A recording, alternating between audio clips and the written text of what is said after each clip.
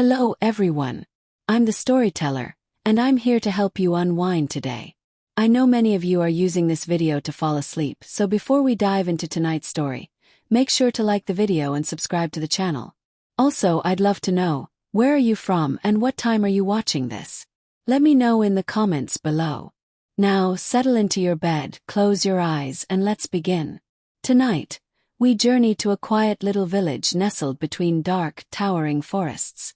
This village had a secret that kept everyone inside their homes once the sun dipped below the horizon.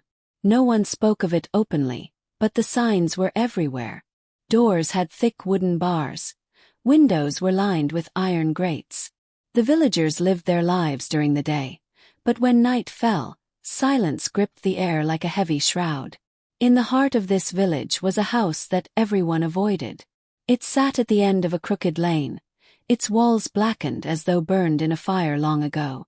The house was said to be cursed, its history dark and twisted. Generations ago, it had belonged to a woman named Ilara. She was an herbalist, skilled in curing ailments, but when a terrible sickness swept through the village, the people turned against her.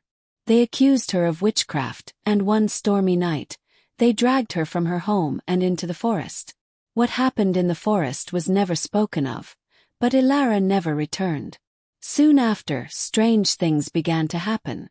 Crops withered overnight, animals went missing, and people whispered about seeing shadowy figures moving through the woods.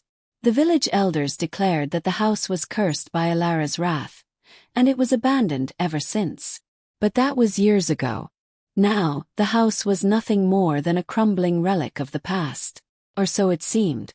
One rainy evening, a young man named Caleb arrived in the village. He was a traveler, passing through on his way to the city. The inn was full, so the innkeeper offered him a warning and a suggestion. You can stay in the old house at the end of the lane if you're brave enough.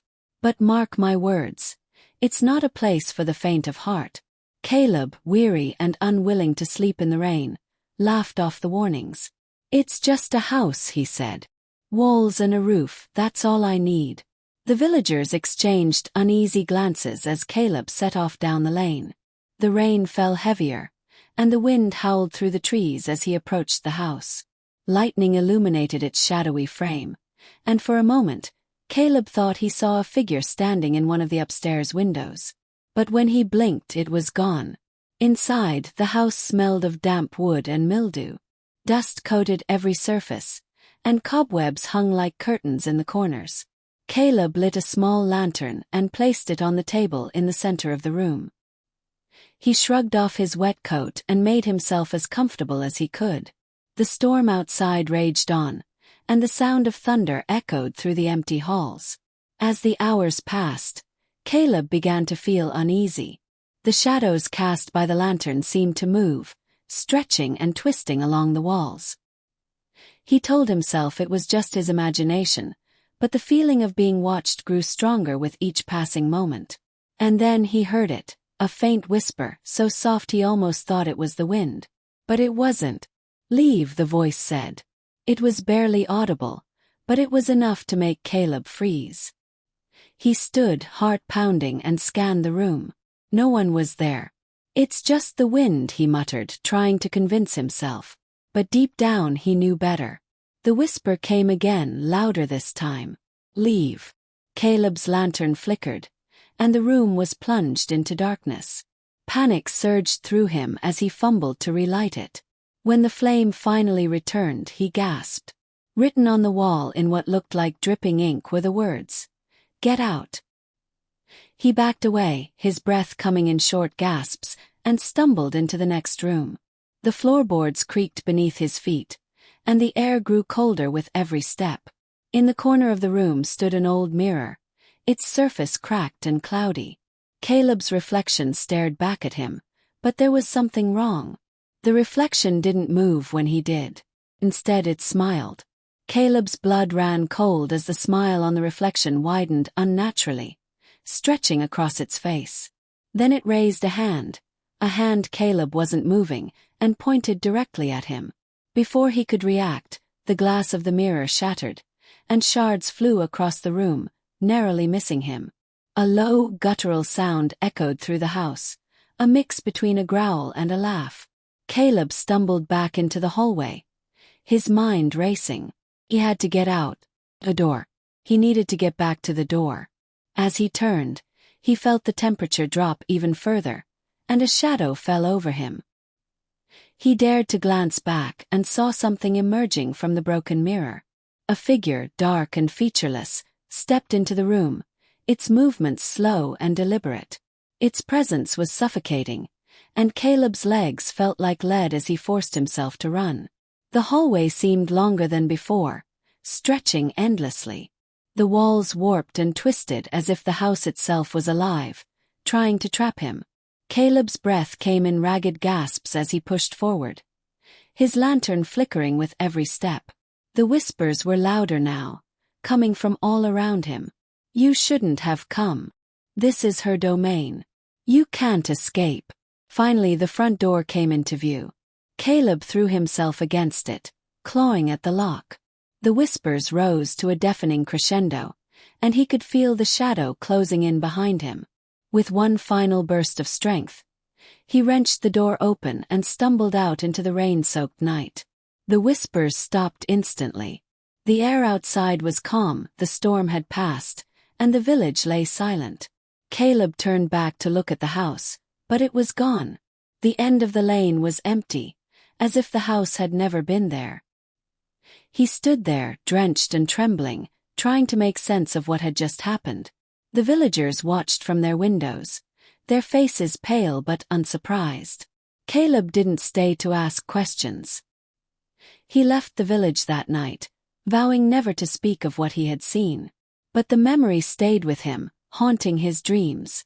And in the dead of night, he could still hear the whispers, reminding him of the house that should never have been entered. 4 days, Caleb wandered, searching for peace. He avoided villages, forests, and places that reminded him of the cursed house. But one evening, as the sun dipped below the horizon, he found himself in an unfamiliar town. It was quaint, quiet, and eerily similar to the village he had fled. Desperate for rest, he approached an innkeeper and asked for a room. The innkeeper hesitated, his eyes narrowing as he studied Caleb. "You look like you've been through something," he said. "Stay away from the old mansion up the hill." Caleb felt a chill run down his spine. "I wasn't planning on going," he replied quickly. But that night, as he lay in bed, sleep eluded him. The whispers returned, faint but insistent. "You can't escape." Unable to bear it any longer, Caleb got up and peered out of his window. In the distance, atop the hill, stood a mansion bathed in the pale glow of the moon. He didn't want to go, but something pulled at him, a force he couldn't resist. Wrapping his cloak tightly around him, Caleb stepped out into the night, the whispers guiding his every step. The mansion loomed closer with each passing moment, and Caleb knew this time he might not escape.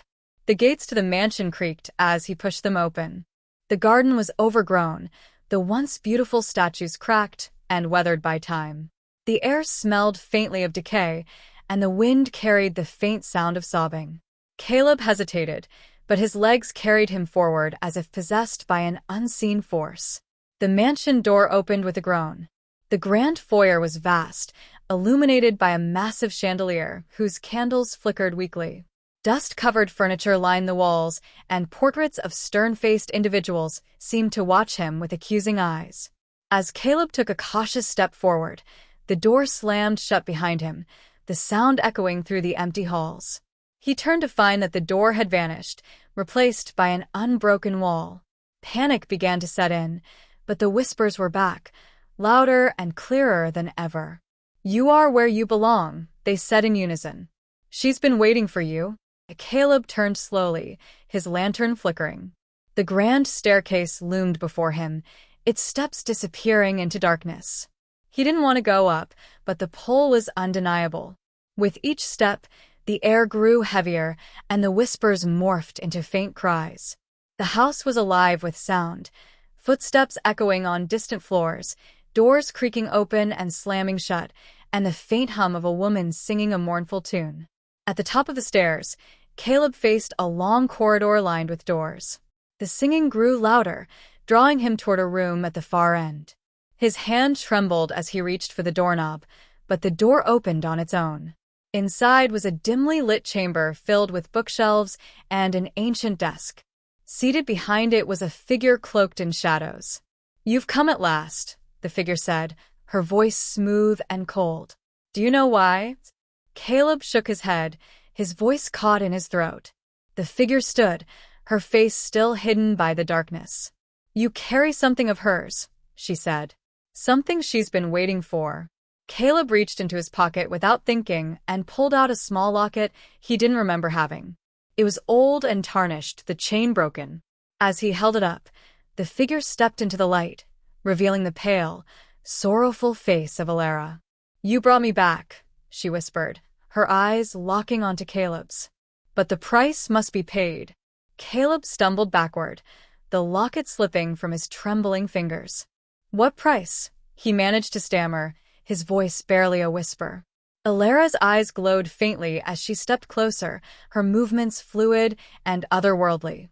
"A life," she said simply. "To undo what was done to me. The balance must be restored." Caleb's heart raced as the air grew colder around him. "I didn't ask for this," he pleaded. "I don't even know how I got here." "You were chosen," Alara said, her voice echoing as if carried on the wind, "by forces greater than us both. You bear the mark of the one who condemned me." Caleb's hand instinctively went to his chest, where a faint, circular scar he had never noticed before seemed to burn beneath his shirt. "I don't understand," he whispered. "You will," she replied, her voice softening. "But first you must make a choice. Stay and face the truth of your past, or leave and be forever haunted by what you've unleashed." The room darkened further, the walls seeming to close in as the weight of her words settled on Caleb's shoulders. He glanced at the locket, its faint glow pulsating with an eerie light. "What happens if I stay?" he asked. Alara's sorrowful gaze met his. "You will discover the truth, but it will cost you everything." Caleb hesitated, his mind racing through the possibilities. "And if I leave?" Alara's expression darkened. "If you leave, the curse will spread. It will find others, and they will suffer the fate meant for you. The shadows will never stop chasing you." The weight of her words pressed down on him like an unbearable burden. Caleb knew he couldn't run from this, not anymore. He clenched the locket in his trembling hand and took a deep breath. "I'll stay," he said, his voice barely audible. Alara nodded slowly. "Then prepare yourself, Caleb. The truth is not for the faint of heart."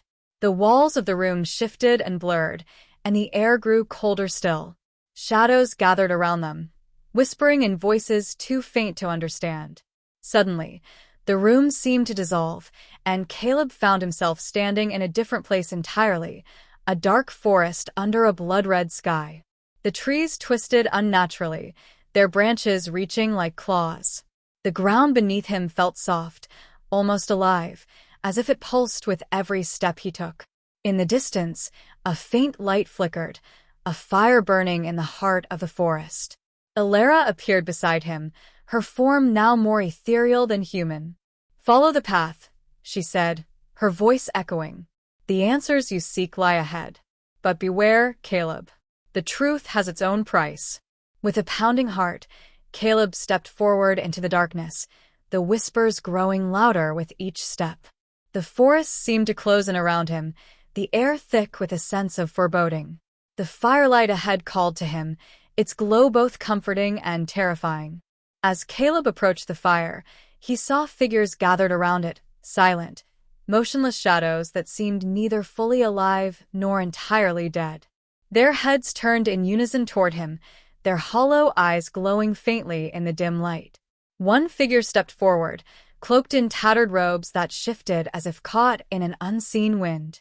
"You are here to bear witness," it said, its voice like the rustling of dead leaves. "To see what was hidden, to know what was done." The flames roared higher, and the figures around the fire began to chant in a language Caleb couldn't understand. Images flashed within the fire, a village consumed by plague, desperate faces turning to Alara, and the night, she was dragged into the forest. Caleb saw her kneeling beneath the twisted branches of a great tree, the villagers surrounding her with torches and cruel intent. They condemned her, the robed figure said, not for her deeds, but for their fear. And in their fear, they bound her to the curse you now carry. The fire twisted, showing Caleb himself, standing at the edge of the village, watching the scene unfold. His face was younger, but unmistakable. He was there. This cannot be, Caleb whispered, stepping back. I wasn't.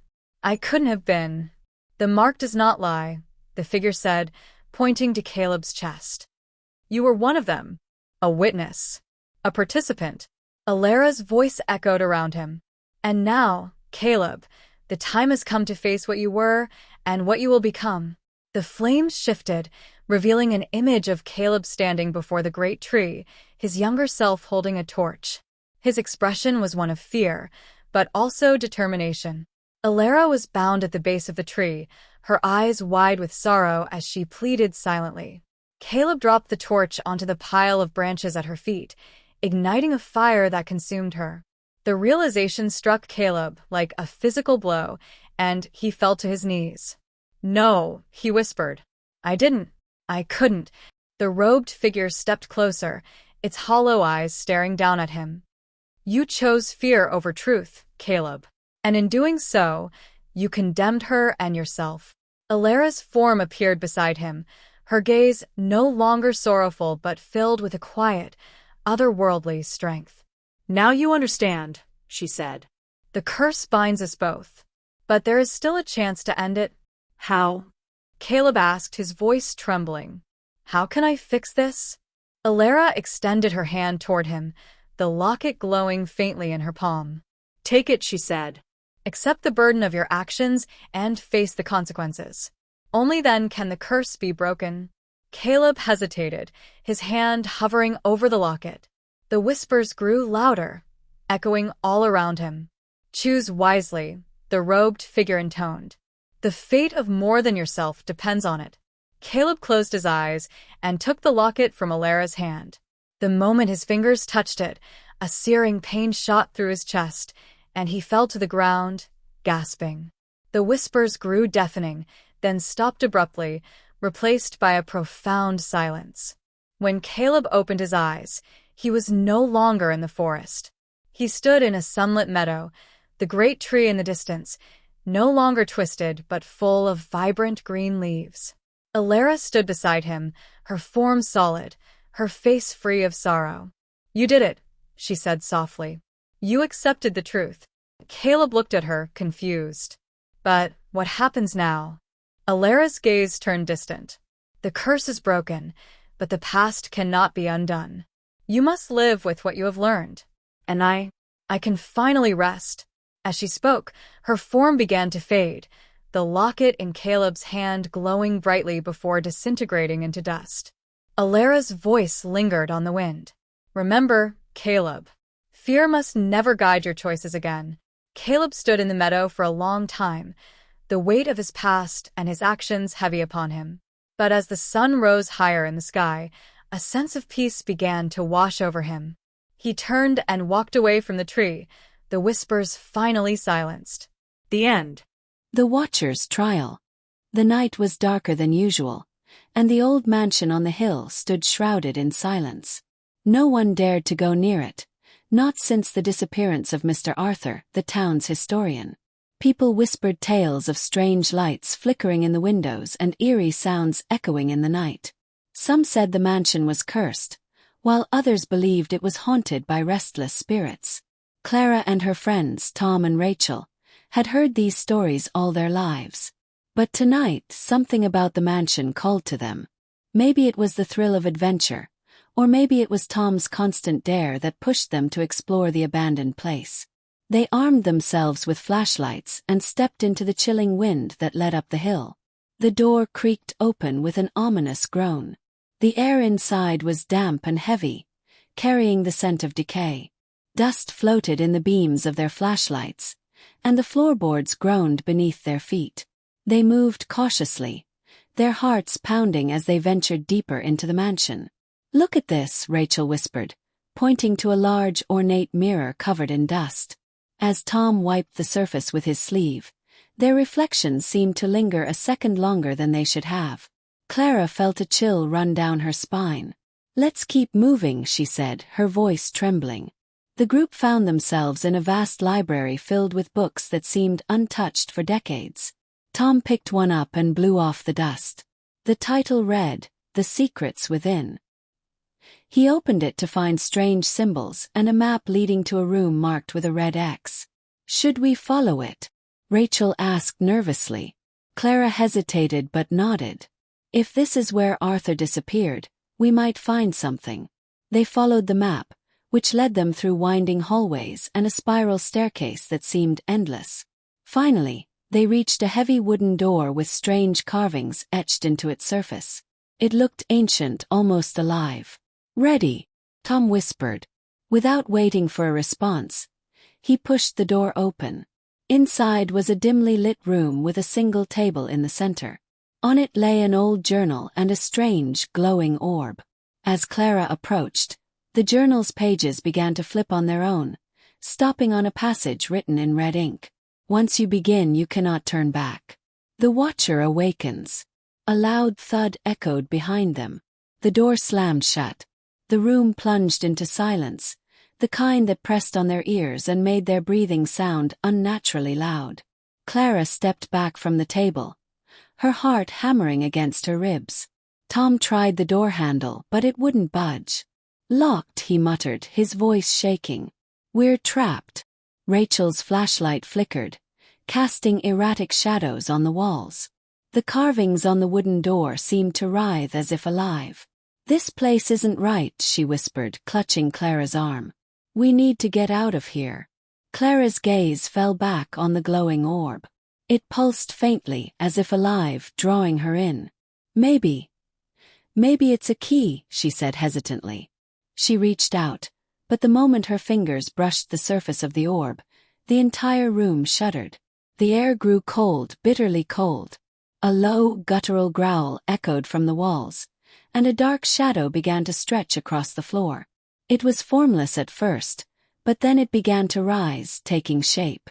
Two glowing eyes appeared in the void, fixed directly on the group. "Who dares disturb my sanctuary?" A deep, menacing voice boomed. The figure's form became clearer, a towering, hooded figure with long, clawed hands and a face that was nothing but endless darkness. Rachel screamed, backing into the corner. Tom held up his flashlight, but the beam only flickered weakly against the entity. Clara clutched the orb tightly, her mind racing. The journal. Maybe there was something in it that could help. "Cover me," Clara yelled, flipping open the journal.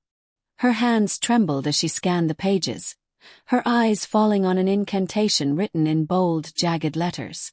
It was a chant, accompanied by a warning. "Speak with courage, or the Watcher will consume you." The creature stepped closer, its presence oppressive. "You cannot escape," it hissed, its voice reverberating through their bones.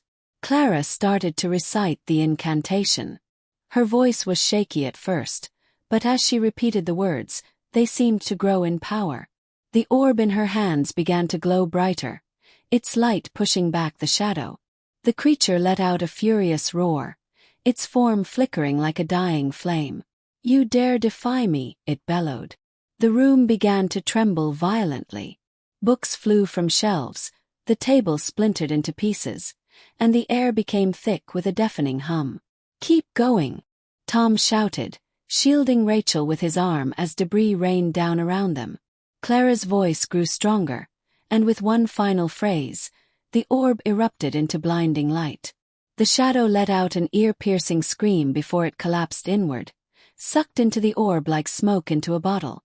Then silence. The trembling stopped. The room was still. Clara, Tom, and Rachel stood frozen, their breath coming in ragged gasps.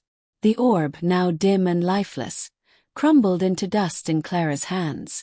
The door creaked open on its own, revealing the dark hallway they had come from. "Let's go," Clara whispered, her voice hoarse. No one argued. As they stumbled out of the mansion and into the night, the air felt lighter, almost as if the house had expelled its darkness. They didn't stop running until they reached the bottom of the hill. Tom finally spoke, his voice quiet. What was that thing? Clara looked back at the mansion, its windows now dark and lifeless. I don't know, she said. But whatever it was, I don't think it's gone for good. Far up on the hill, the faint sound of a creaking door echoed in the night. The creaking door echoed like a haunting whisper behind them, but none of the three dared to look back again. Clara, Tom, and Rachel hurried back to town, their thoughts tangled in the terrifying experience they had just endured. The mansion loomed behind them, as if watching their retreat. When they finally reached the safety of Clara's house, the three collapsed onto the living room couch, exhausted and shaken. The silence between them was heavy, broken only by their uneven breaths. We have to tell someone, Rachel finally said, her voice trembling. The police, the mayor, anyone. That thing, it's still there. Who would believe us? Tom muttered, rubbing his temples. We sound insane. A glowing orb. A shadow monster. They'll think we've lost it. Clara sat quietly, staring at her hands, which still bore faint smudges of the orb's crumbled dust. Maybe the journal, she said suddenly. If we can find a way to decode it, maybe it'll tell us what we're dealing with. Rachel's eyes widened. You still have it? Clara nodded, reaching into her bag and pulling out the aged leather-bound journal. The cover looked older now, more weathered, as if it had aged decades since they first saw it. There's something strange about this book, she murmured. It's like... it changes. What do you mean, changes? Tom asked, leaning closer. Clara opened the journal to the page with the incantation, but it was gone. Instead, there were new passages, written in dark, almost wet ink. The letters seemed to pulse slightly, as if alive. Clara read the first line aloud.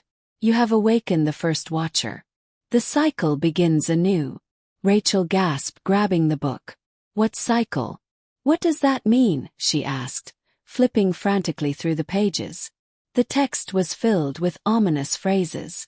3 watchers guard the gates. Once begun, the chain cannot be broken. The chosen must stand until the end, or darkness will consume all. Tom slumped back into the couch. This has to be some kind of joke, he said, his voice unconvincing even to himself. There's no way this is real. But Clara's face was pale, her fingers tracing the edge of a strange symbol that had appeared on the inside cover, a circle with 3 intersecting lines. It's real, she whispered. And it's not over. Before anyone could respond, the room grew cold, unnaturally so. The lights flickered, and the television turned on by itself, static filling the screen. Then a voice emerged from the static, low, distorted, and unmistakable. You cannot run. Rachel screamed, and Tom jumped up, knocking over a lamp. Clara grabbed the journal, clutching it tightly. The voice continued, each word louder than the last. You have been marked.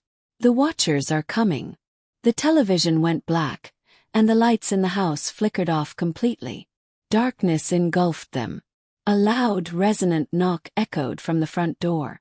Don't open it, Rachel whispered, trembling. But Clara stood, her heart pounding as she approached the door. She could feel the journal in her hand growing warmer, almost guiding her toward whatever lay beyond. She placed her hand on the doorknob and paused, looking back at her friends. We can't hide from this, she said, her voice steadier than she felt. Whatever this is, it's already begun. Before anyone could stop her, Clara opened the door. As the door swung open, Clara braced herself for the worst. But instead of a monstrous figure or a shadowy presence, there was only the still, moonlit street. The cold wind blew through the doorway, carrying with it a faint whisper, a voice so soft it was almost indistinguishable from the breeze. Marked, it sighed. 3 paths, 1 choice.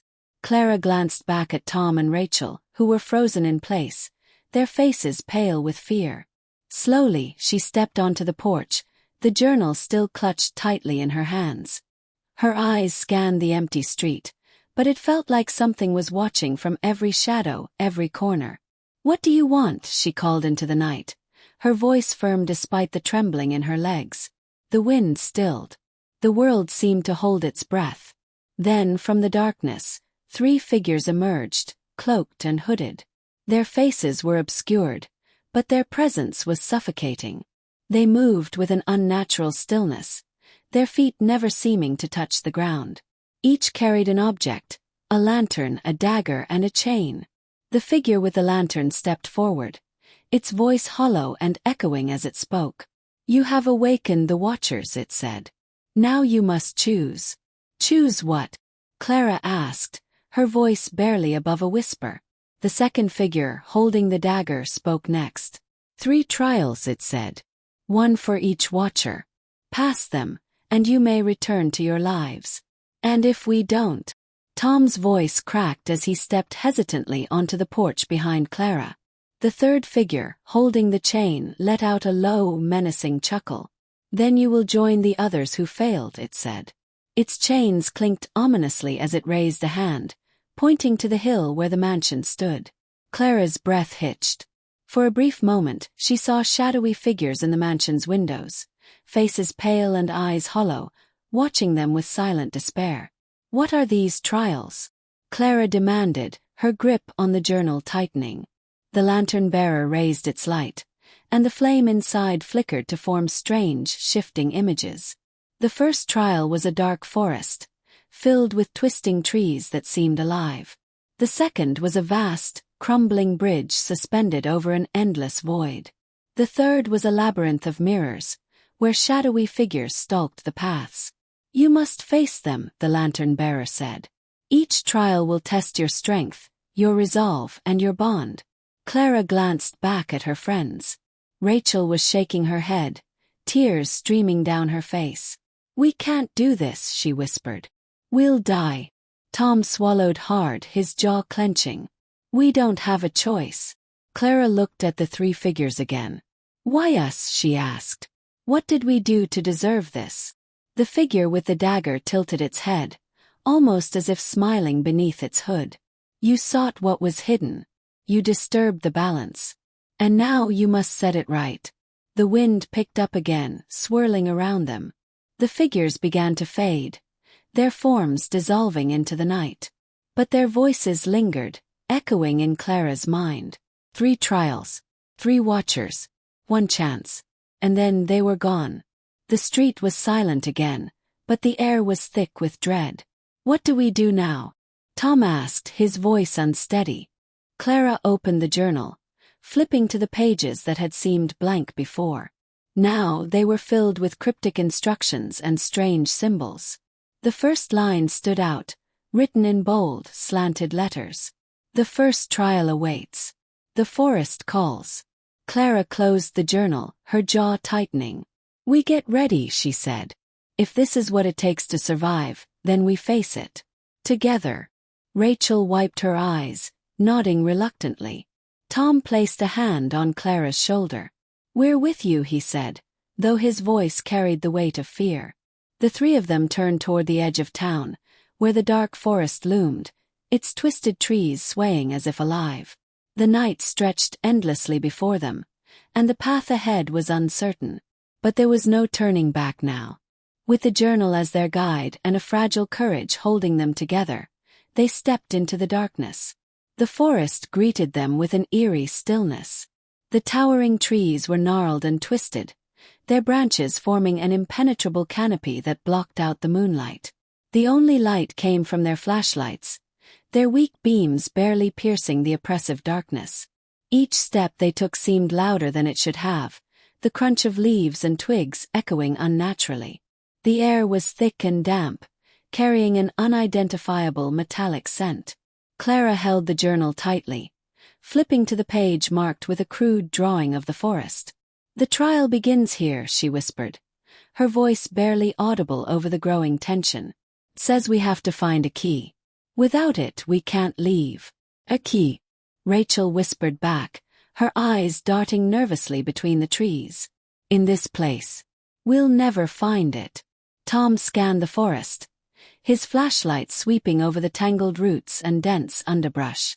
"We have to try," he said, though his voice betrayed his unease. As they ventured deeper, the forest seemed to change around them.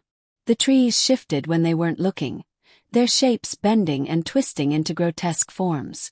The path behind them disappeared, swallowed by the shadows. "Did anyone else notice we're not doubling back?" Tom muttered, glancing over his shoulder. "I swear we've been walking in circles." "We're not," Clara said, stopping suddenly. She pointed at the ground. There, etched into the dirt, was a symbol, a circle with 3 intersecting lines, the same one from the journal. "It's a marker," she said. "We're going the right way."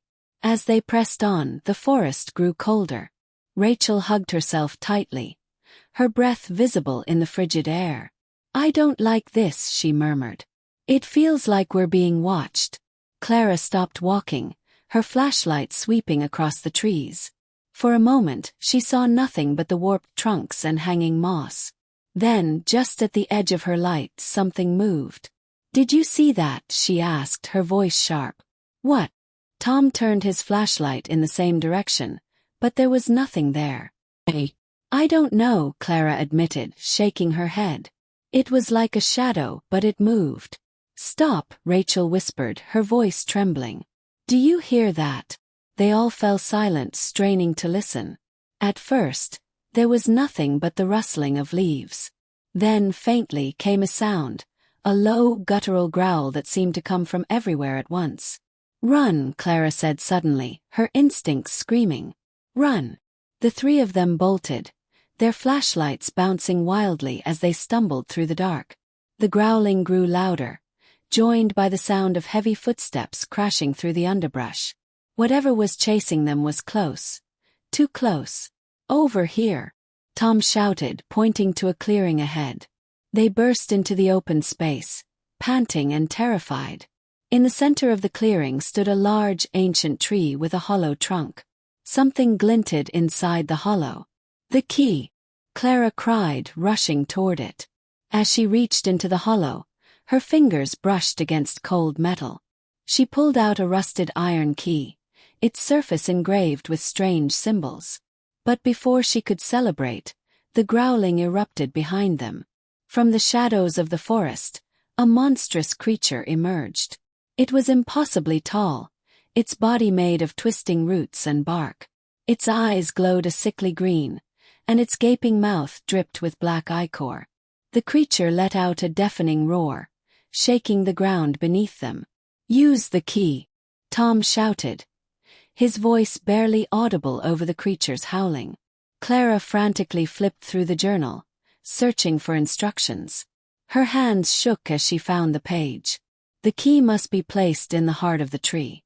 Only then will the path open. "The heart of the tree," Clara yelled, pointing to the hollow. "We have to put it back." Tom and Rachel distracted the creature, throwing rocks and waving their flashlights to keep it at bay. Clara darted to the hollow, jamming the key into a small slot carved inside. The ground rumbled, and the tree began to glow with an ethereal light. A doorway appeared in the tree's trunk, swirling with golden energy. "Oh, now!" Clara screamed. Rachel and Tom sprinted toward the tree, diving through the glowing doorway just as the creature lunged. Clara followed, the light enveloping her as the monstrous roar faded into nothingness. When the light dissipated, they found themselves in a completely different place. The forest was gone, replaced by a vast, crumbling bridge suspended over an endless void. The second trial had begun. The air was unnervingly still on the bridge, as if the void below had swallowed all sound. The bridge stretched endlessly into the distance, its surface cracked and uneven. Stone pillars jutted up at odd angles, some crumbling and leaning precariously. A dim, pale light illuminated the scene, but there was no visible source for it. No sun, no moon, just an ambient glow that made the shadows seem alive. Rachel clutched Clara's arm. "What now?" she asked, her voice barely above a whisper. "What are we supposed to do here?" Clara opened the journal, flipping through the pages until she found another cryptic passage. "The bridge demands balance. Only those who trust can cross. Beware the whispers, they lie." What does that mean? Tom asked, glancing nervously at the void below. Balance. Trust. And what whispers? As if in answer, a faint voice echoed around them. It was soft, almost melodic, yet chilling in its cadence. Turn back. There is no escape. The void welcomes you. Rachel stiffened. Did you hear that? Clara nodded, gripping the journal tighter. Ignore it. It said the whispers lie. They took their first hesitant steps onto the bridge, the ancient stone groaning under their weight. Each step felt perilous, the cracks in the surface revealing glimpses of the endless abyss below. The whispers grew louder, a cacophony of voices blending together. Why fight it? Go. You will fall. They will betray you. Clara gritted her teeth, forcing herself to focus on the journal's words. Trust, she muttered. We have to trust each other. That's easy to say, Tom muttered, eyeing a particularly unstable section of the bridge. What if one wrong step? Before he could finish, a stone beneath him crumbled. He staggered, his arms flailing for balance. Clara lunged forward, grabbing his arm and pulling him back. Don't look down, she yelled. But it was too late. Tom's gaze had fallen into the void, and his face went pale. His eyes widened in terror as the whispers grew louder, coiling around him like invisible chains. You're weak. You'll fail. They can't save you. Tom. Snap out of it. Clara shouted, shaking him. He blinked, his breath coming in ragged gasps. Slowly he nodded, tearing his gaze away from the abyss. They moved on, each step more harrowing than the last. The whispers seemed to target them individually, their words cruel and personal. Rachel, they will leave you behind. Clara, you're not strong enough to lead them. Rachel stopped, clutching her head. I can't do this, she whimpered. They're in my head. I can't. Yes, you can, Clara said firmly, grabbing her shoulders. It's lying. It wants you to fail. Don't let it win. Rachel nodded hesitantly, tears streaming down her face. Together they pressed forward. The bridge began to narrow, the space barely wide enough for one person at a time. A gust of wind howled through the void, shaking the structure. Clara took the lead, inching along the treacherous path. Behind her, Tom and Rachel followed, their hands gripping the stone for balance. Then the whispers shifted. One must fall for the others to pass. The void demands a sacrifice. No! Clara yelled, her voice echoing. We're not leaving anyone behind. But as she said it, the bridge began to crumble behind them. Large chunks of stone fell away, plunging into the abyss. The void seemed to pull at them, a relentless force tugging at their feet. We won't make it, Tom shouted, panic creeping into his voice. Yes, we will, Clara insisted. She pointed to the far end of the bridge, where a faint light shimmered. Look, we're almost there. The whispers grew deafening, their words blending into an overwhelming roar. The void seemed to rise, black tendrils reaching up to claim them. Clara reached the end of the bridge and turned to help Rachel and Tom. Jump! Clara shouted, holding out her hand. Rachel leapt first, her fingers brushing Clara's as she pulled her to safety. Tom hesitated, glancing back at the crumbling bridge. The tendrils were closer now, their cold, inky presence almost tangible. Tom now! Clara screamed. With a burst of adrenaline, Tom jumped. Clara and Rachel caught his arms, pulling him onto solid ground just as the bridge collapsed completely.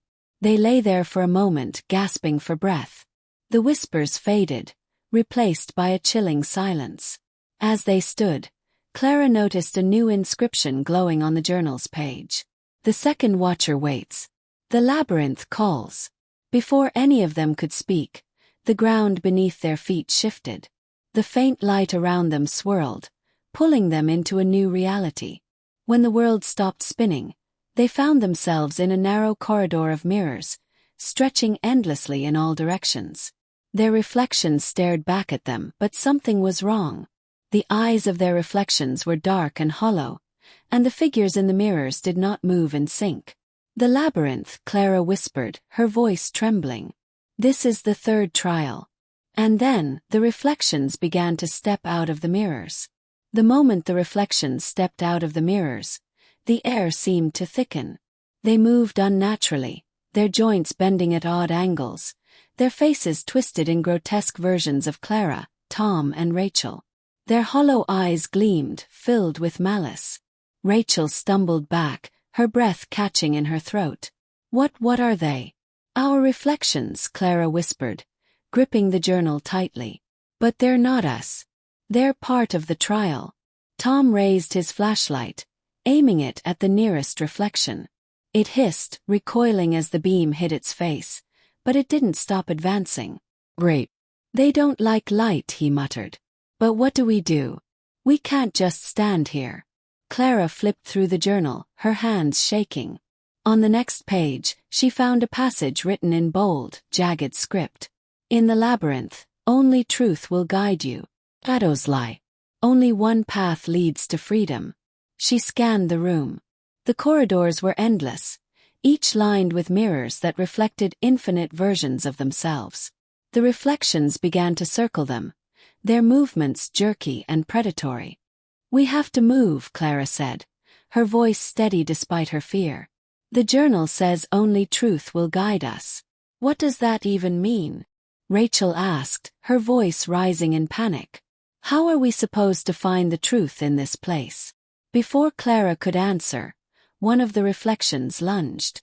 It was Rachel's double, its claw-like hands swiping at her. Tom shoved her aside just in time, using his flashlight to drive the creature back. They're not waiting for us to figure it out, Tom growled. Pick a direction and go. Clara scanned the mirrors again. At first they all looked the same, but then she noticed something strange. In one of the corridors, the reflections were different. They didn't have the dark, hollow eyes.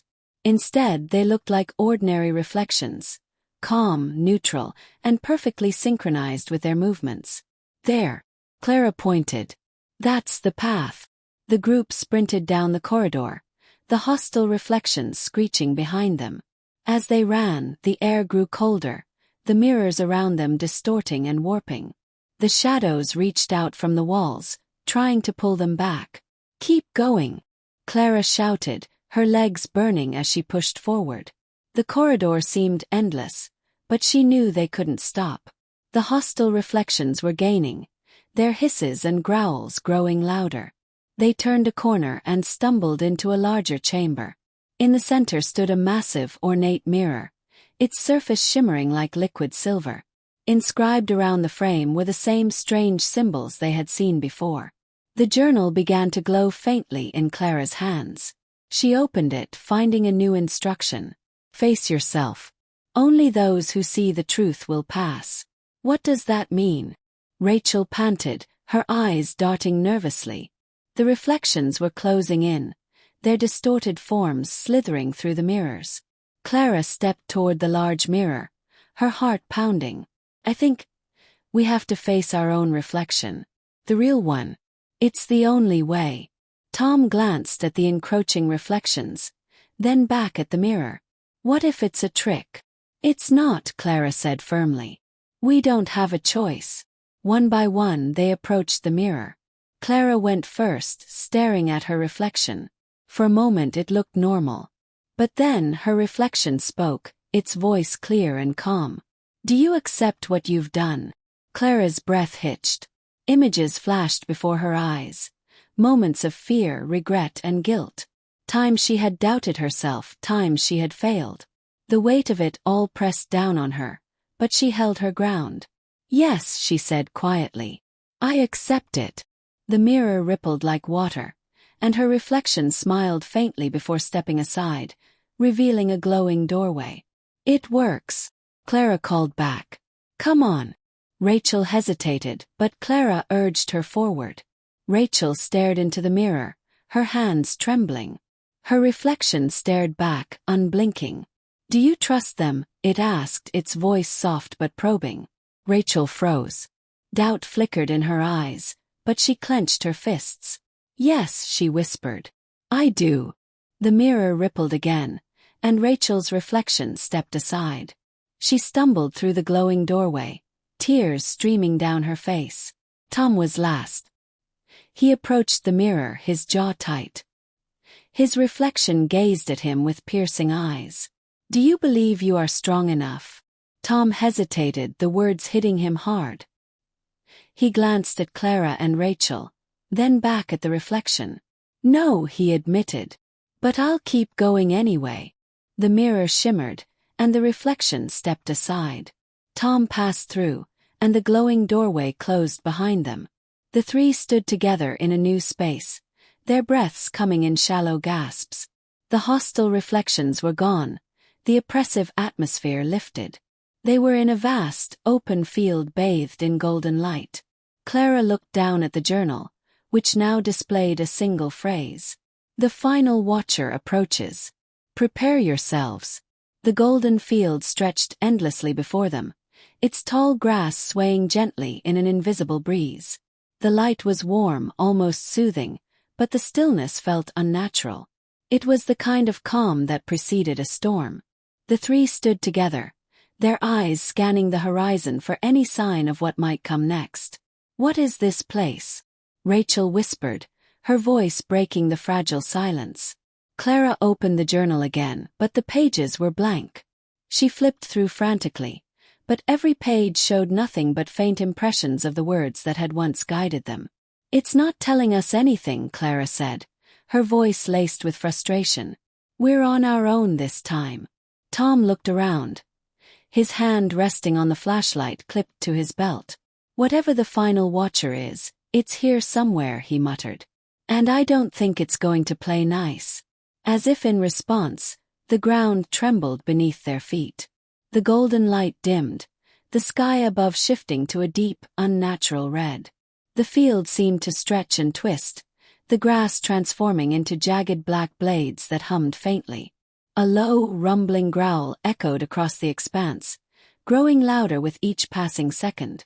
"There!" Rachel pointed to the horizon. In the distance, a massive figure emerged, shrouded in shadow. It towered over the landscape, its shape indistinct but terrifying. Its eyes glowed like molten fire, and its movements were slow but deliberate. With every step, the ground quaked, and the air grew heavier. Clara's throat tightened as she stared at the approaching figure. "That's it," she said. "The final watcher." Rachel took a step back, her voice trembling. "How are we supposed to fight that?" "We don't fight it," Clara said, her mind racing. "The journal said the watchers test us. There's always a way to pass without fighting. We just have to figure it out."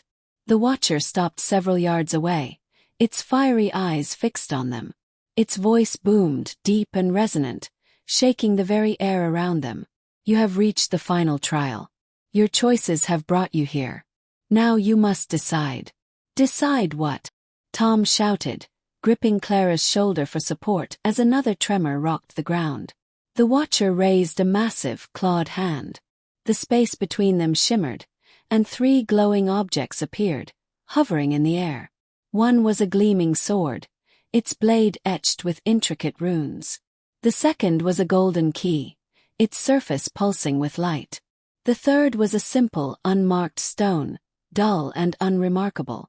"Choose wisely," the watcher intoned. "One brings salvation, one brings ruin, and one reveals the truth. But beware. The choice cannot be undone." The three exchanged nervous glances. The weight of the decision hung over them like a suffocating blanket. "What do we do?" Rachel asked, her voice barely audible. "How do we know which one is right?" Clara stared at the objects, her mind racing. Each seemed to call to her in a different way. The sword promised power, the key suggested freedom, and the stone was a mystery. Felt out of place, almost forgotten. "The stone," Clara said suddenly, her voice firm. Tom frowned. "The stone? Why, that's the least likely option. The sword could protect us, and the key might be our way out." "But that's the point," Clara argued. "The trials have been about facing what's real, not taking the easy way out. The watchers test us, but they also want us to see the truth. The stone. It's not what it seems. Rachel hesitated, then nodded. He's right. Makes sense. Every other choice has been about looking deeper. Maybe this one is too. Tom exhaled sharply, clearly unconvinced but outvoted. All right, he said reluctantly. Let's hope you're right. Clara stepped forward, her heart pounding. The watcher's fiery gaze bore into her, but she didn't falter. She reached out, her fingers brushing against the stone. It was cool to the touch, heavier than it looked. The moment she lifted it, the other two objects vanished, and the ground trembled violently. The watcher leaned closer, its immense form casting them in shadow. Its fiery eyes narrowed, and for a moment, Clara thought they had made the wrong choice. But then the stone began to glow. A soft, golden light emanated from its surface, growing brighter with each passing second. The jagged blades of grass transformed back into soft, golden fields, and the sky returned to its warm, calming hue. The watcher's fiery gaze softened, and its booming voice carried a note of approval. You have chosen wisely, it said. Truth is the hardest path, but it is the only one that leads to freedom. The watcher began to dissolve, its massive form breaking apart into tendrils of light that drifted into the sky. The ground beneath them glowed faintly, forming a shimmering pathway that led toward a distant golden doorway. Clara turned to Tom and Rachel, a faint smile breaking through her exhaustion. We did it, she said. This is it. The way out. The three of them stepped onto the glowing path, the golden light enveloping them as they walked toward the doorway. The air grew warmer, lighter, and with each step, the weight of the trials began to lift. As they reached the doorway, Clara glanced back one last time. The golden field was peaceful now, the watcher's presence completely gone. She turned back, took a deep breath, and stepped through the doorway with her friends. The light swallowed them, and for the first time in what felt like an eternity, there was only peace. Clara, Tom, and Rachel emerged from the golden doorway into a familiar setting. It was the hill overlooking their town, the same place where the mansion stood. But something was different. The mansion was no longer there. In its place was an empty field, overgrown with wildflowers swaying gently in the breeze. The sun was rising, casting warm golden rays over the landscape. For a moment none of them spoke. They simply stood there, letting the quiet peace of the morning wash over them. Is it over? Rachel asked, breaking the silence. Her voice was cautious, as if afraid to believe it.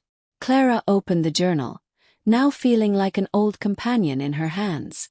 The once cryptic pages were blank again, but as she flipped to the last page, one final message appeared in bold, elegant letters. The watchers are at rest. The cycle is complete for now. Truth has set you free, but remember, not all awakenings are endings. Clara frowned. It says the cycle is complete. But for now, what does that mean? Tom asked, his brows furrowed. We went through all of that just for it to maybe start again. I don't think it's about us anymore, Clara said, closing the journal and tucking it under her arm. The watchers aren't just about one group. They're always watching, waiting for someone else to disturb the balance. Rachel shivered. Let's hope no one else is stupid enough to mess with that mansion, or what's left of it. They began the walk back down the hill, their bodies weary but their spirits lighter. As they entered the town, people were just starting their day.